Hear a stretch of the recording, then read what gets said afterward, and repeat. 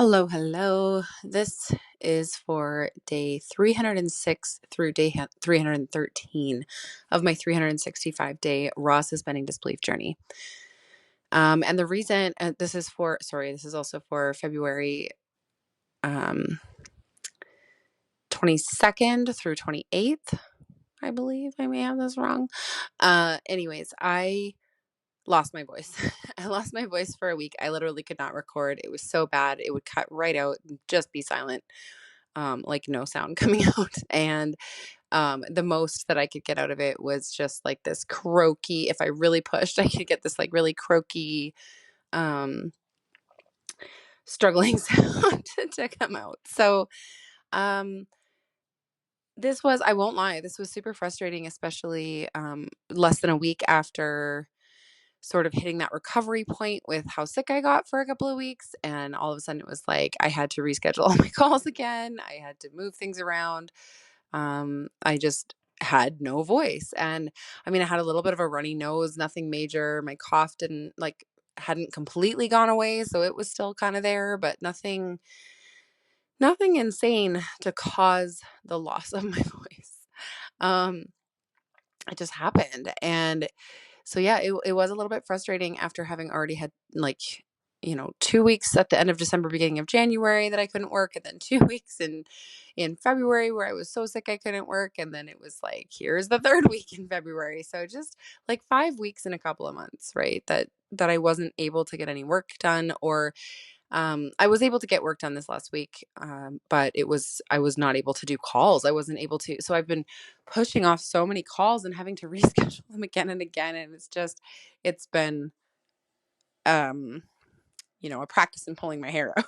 So it's okay. It's just been like, holy, like how long do I have to suspend disbelief about not being able to work for? And some realizations have come out of it in the slowing down of it that um number one, I've had the thought before that my son maybe needs to be homeschooled, that, conventional school system is just not working for him. And um, in this fifth week of downtime in such a short period of time, it really made me look at like, what am I telling the story that I'm telling myself of like, I could never homeschool. That's insane. That would be so hard for me. Like, I'm just not a teacher type, like all of these things.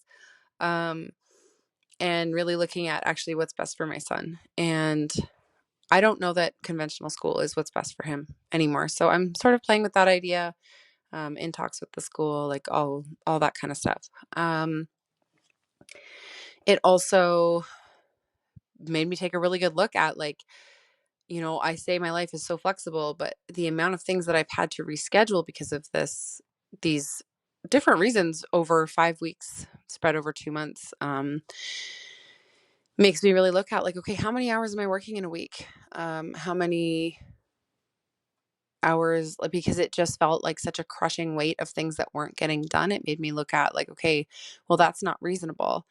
Um, or is that reasonable rather? And I don't think that it is. And so looking at it, it was like, well, how many hours am I actually working? I started really tracking my time as much as I could. Started looking at like, okay, what are things that people book calls for, and can I switch that so that it's more evergreen, less hands-on for me? Things like that. So I've been exploring that a lot. And I think really a lot of what's been coming through is just this, as much as I love what I do, and so I don't feel like I'm doing too much work. Um, I really think it's been this lesson in like, yeah, you are working too much actually, and you need to slow down. You need to slow down before you burn out, because even if you love something that much, you can burn out from it. Um, and I think I really have been, on the verge of burnout, on the verge of adrenal collapse, just because of I'm always so go go go, whether it's with the kids or whether it's with business, right? I'm not stopping. So it's really got me looking at just,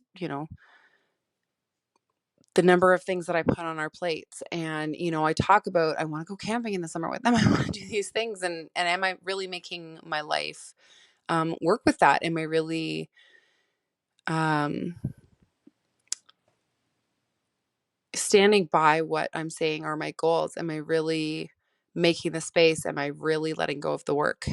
Even though I love the work so much, it doesn't feel like work. I need to still look at it as, yes, this is work, and I need to cut it back. So that's been stretchy and interesting and all the things. And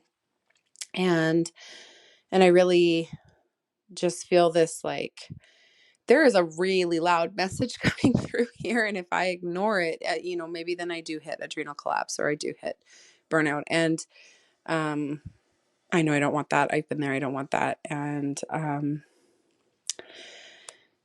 yeah, so it's just really been it's been a week of really taking a look at what is included in my life, what's not, what can I let go of. And I mean, I know that I've mentioned doing that a few times over the last couple of months, but it's been a real deep dive this last week. And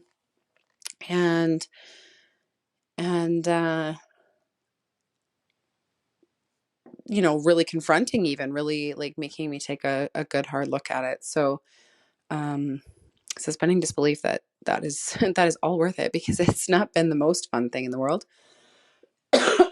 But I do believe that in the end it is teaching me what I need to know. It's a lesson, and I